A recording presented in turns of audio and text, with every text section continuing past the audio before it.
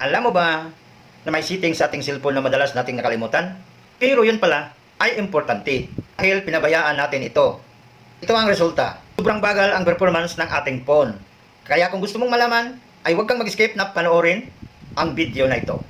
Dahil ituturo ko sa inyo ang pinaka-importanting tips and idea kung paano maging smooth ang performance ng inyong phone. Dahil ngayon, sa lahat na gumagamit ng mga Android phone, kapag marami na ang cache data na naiipon dahil hindi mo alam at nakasanayan ang paglilinis ng inyong phone, ay hindi lang space ang mawala, kundi ay nagdudulot din ito ng pagbabagal ng ating phone.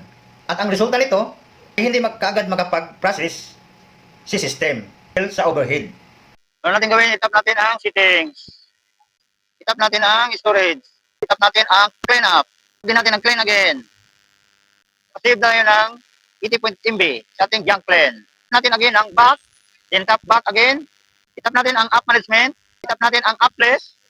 Itap natin ang antivirus. Itap natin din ang storage and cache. Ang kailangan natin gawin ay itap natin ang clear cache. Yan lang ang pinaka-importante gagawin para malinis ang ating storage. Itap natin ang clear cache. At ngayon, naging 0 na. Malinis na ang inyong phone. Pagkatapos i-clear cache, restart ang phone mo. Malinaw para malinaw ang changes.